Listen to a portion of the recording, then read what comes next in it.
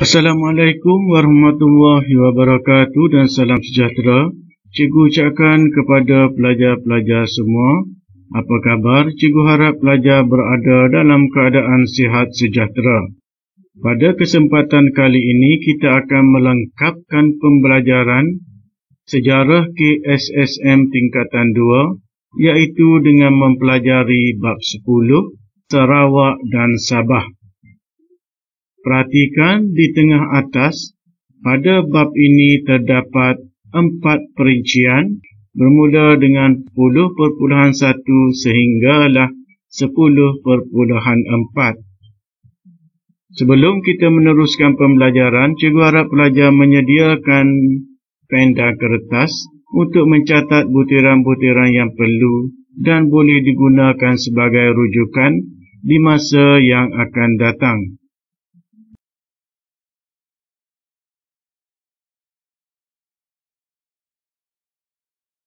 Sebelum kita masuk kepada topik pembelajaran, kita tinjau terlebih dahulu aspek kemahiran sejarah ataupun objektif yang boleh pelajar capai sewaktu belajar pada bab 10 ini. Pertama,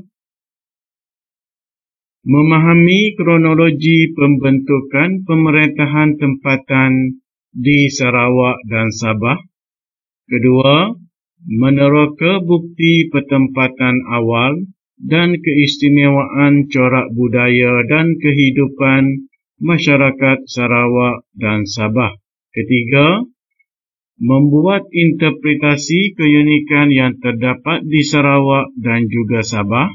Keempat, membuat imajinasi kehidupan penduduk di Sarawak dan Sabah. Seterusnya, membuat rasionalisasi bentuk pemerintahan tempatan di Sarawak dan Sabah.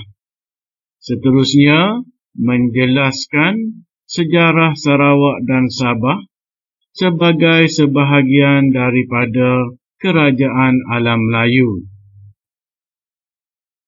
Menerangkan pemerintahan tempatan di Sarawak dan Sabah. Seterusnya, menghuraikan kegiatan masyarakat Sarawak dan Sabah, dan objektif terakhir adalah menghuraikan keunikan yang terdapat di Sarawak dan Sabah. Manakala elemen kewarganegaraan dan nilai sivik, pertama, merumuskan kepentingan memanfaatkan alam sekitar secara bijaksana. Yang kedua, menghuraikan kepentingan pemuafakatan dalam kalangan masyarakat. Ketiga, menerangkan kepentingan sikap bijaksana untuk meneruskan kelangsungan hidup. Dan yang keempat adalah menilai kepentingan semangat kekitaan dalam sesebuah negara.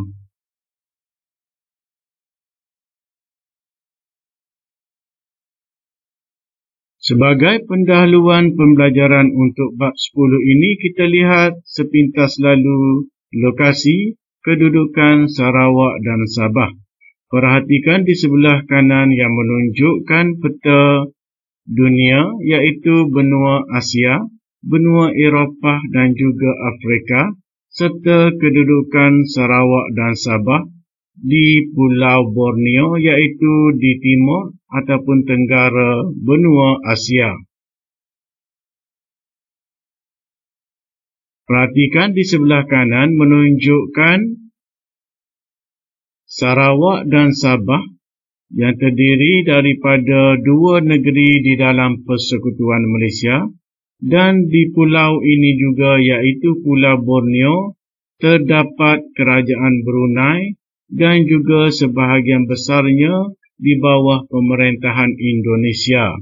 Ini bermakna Pulau Borneo ini dimiliki oleh 3 negara, iaitu Brunei Darussalam, Malaysia dan juga Indonesia.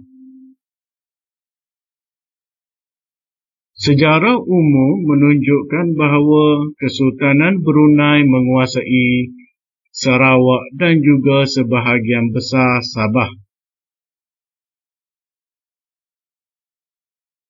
Pertama, kita lihat Sarawak. Sarawak terletak di sebelah barat laut Pulau Borneo dan di timur semenanjung Malaysia serta di barat Sabah. Sarawak merupakan negeri terbesar dalam Malaysia. Sarawak kaya dengan hasil galian seperti petroleum, emas dan antimoni. Sarawak juga kaya dengan hasil hutan dan sumber perikanan. Sarawak terkenal dengan kek lapis, ikan terubuk, legenda buaya bujang senang dan juga gunungnya iaitu Gunung Santubong dan legendanya adalah Puteri Santubong. Sarawak merupakan wilayah di bawah kekuasaan Kerajaan Brunei sebelum dipisahkan di bawah penjajahan James Brooke. Sabah. Sabah terletak di sebelah timur laut dan utara Pulau Borneo, di timur semenanjung Malaysia serta di timur laut Sarawak. Sabah merupakan negeri kedua terbesar di Malaysia. Sabah kaya dengan hasil galian seperti petroleum. Sabah juga kaya dengan hasil hutan dan juga sumber perikanan. Sabah terkenal dengan kepelbagaian etnik, penghasilan mutiara, gunungnya iaitu Gunung Kinabalu, merupakan gunung tertinggi di Asia Tenggara.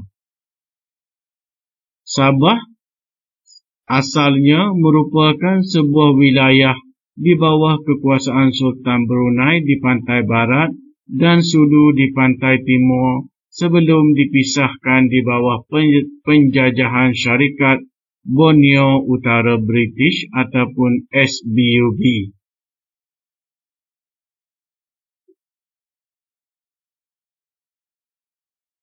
Sekarang kita masuk kepada perincian yang pertama dalam bab 10 iaitu 10.1 hubungan Sarawak dan Sabah dalam alam Melayu. Sejak sebelum Masihi, penduduk di pesisir pantai iaitu Sarawak dan Sabah mempunyai hubungan dengan alam Melayu dan juga dengan dunia luar. Sarawak dan Sabah menjalankan kegiatan perdagangan di luar Sabah dan Sarawak. Manakala pada abad yang ketiga muncul Cupul iaitu sebuah pelabuhan di utara Sabah yang merupakan tempat untuk mengeksport besi, kefunan dan campa. Manakala pembuatan tembika wujud di Gua Niah Sarawak dan juga Bukit Tengkorak Sempurna Sabah. Gua Niah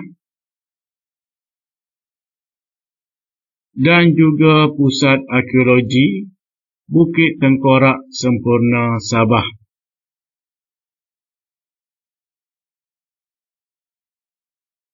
Seterusnya kita lanjutkan lagi penerangan tentang Sarawak dan Sabah. Abad yang ke-7 Santubong muncul sebagai pelabuhan perdagangan di Sarawak. Buktinya melalui penemuan tembika zaman dinasti Tang dan juga dinasti Song. Santubong melalui pelabuhannya membekalkan kapur barus, kayu laka, lilin lebah dan juga kulit penyu. Pada abad yang ke-13 muncul industri peleburan biji besi di Santubong. Muncul juga pusat perdagangan di Santubong, Gedong, Bukit Sandong dan Kalka. Mereka berdagang dengan Siam dan Cina. Sarawak dan Sabah menerima pengaruh Sriwijaya dan Majapahit melalui hubungan perdagangan. Penemuan gendang gangsa Moko yang merupakan buatan daripada Pulau Jawa di Pulau Banggi membuktikan wujudnya hubungan perdagangan antara masyarakat Sabah dan Sarawak dan juga Pulau Jawa. Seterusnya, Sarawak dan Sabah ditadbir oleh Kesultanan Brunei setelah diserahkan oleh Kerajaan Sambas. Brunei kemudiannya menyerah wilayah timur Sabah kepada Kesultanan Sulu setelah Sulu membantu Brunei menewaskan kekacauan yang berlaku di Timur Sabah. Kapu barus,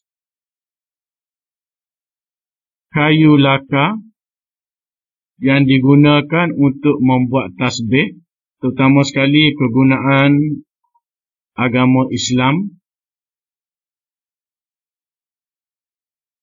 Lilin lebah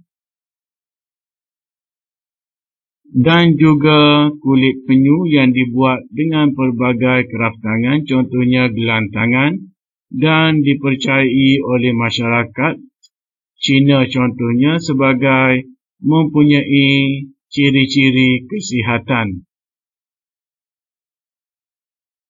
Pengaruh agama di Sabah dan Sarawak.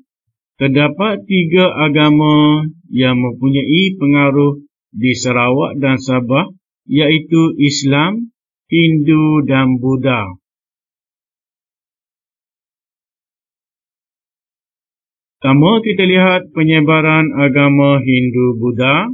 Semasa kegemilangan kerajaan Sriwijaya, terdapat tinggalan objek agama Buddha di Santubong dan juga melalui penemuan patung Ganesha, iaitu patung bagi penganut agama Hindu di Limbang. Kemudian berlaku penyebaran agama Islam, terutama sekali di pesisiran pantai Sarawak dan Sabah. Agama Islam diterima oleh kebanyakan penduduk, terutama kaum Melayu dan juga kaum Melanau di Sarawak. Manakala di Sabah berlaku penyebaran Islam di pantai timur dan kemudiannya diterima oleh kaum Sulu, kaum Bajau dan juga kaum-kaum yang lain. Bukti penemuan objek yang berkaitan dengan agama Buddha iaitu patung-patung yang berupa patung emas. Kalau pelajar perhatikan di tengah itu menunjukkan satu patung dalam kedudukan bersila yang sinonim dengan orang Buddha dan juga orang Islam.